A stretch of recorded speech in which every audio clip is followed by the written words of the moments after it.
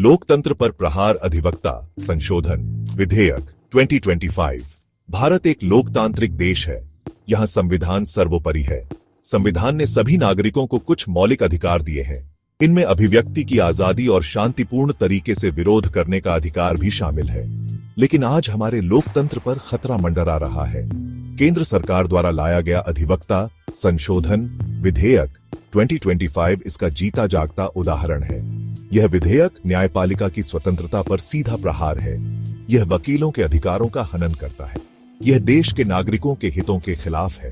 यह विधेयक लोकतंत्र की नींव को कमजोर करता है। यह एक काला कानून है जिसे किसी भी कीमत पर स्वीकार नहीं किया जा सकता। यह विधेयक संसद में लाया गया है, लेकिन जनता को विश्वास में नहीं लिया गया। वकीलों से राय नहीं ली गई। यह जल्दबाजी में उठाया गया एक कदम है। इसका मकसद साफ है, सरकार न्यायपालिका पर नियंत्रण चाहती है। बार काउंसिल पर नियंत्रण की कोशिश एक खतरनाक कदम। यह विधेयक bar council of India BCI में सरकार के दखल को बढ़ाता है। बीसीआई वकीलों का शीर्ष संगठन है। यह वकालत के पेशे की गरिमा और स्वतंत्रता की रक्षा करता है। लेकिन यह विधेयक बीसीआई में सरकार द्वारा सदस्यों के नामांकन का प्रावधान करता है। इससे बीसीआई सरकार के हाथों की कठपुतली बन जाएगी। वकीलों की आवाज दब जाएगी।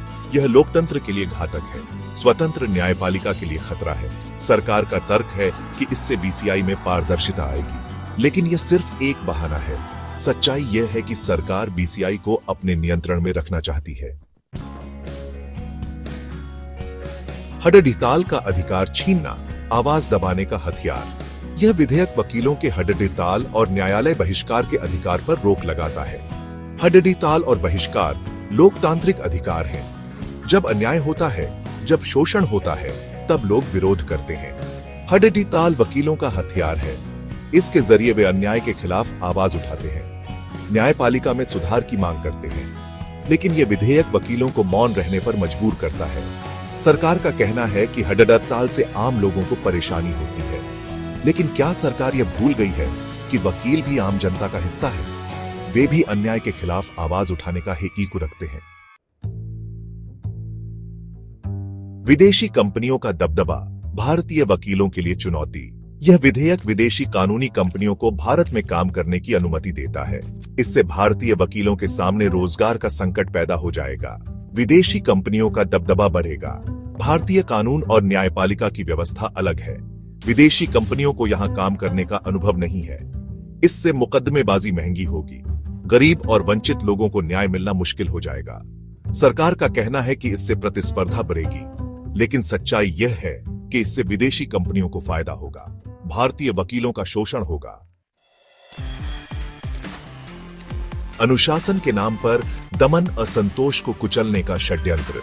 यह विधेयक वकीलों पर अनुशासनात्मक कार्रवाई के नाम पर सरकार को असीमित अधिकार देता है। अब सरकार अपनी मर्जी से किसी भी वकील को दंडित कर सकेगी। इसका इस्तेमाल सरकार विरोध करने वाले वकीलों को डराने और दबाने के लिए करेगी। अगर कोई वकील सरकार की नीतियों की आलोचना करता है, तो उसे अनुशासनहीनता के आरोप में फंसाया जा सकता है।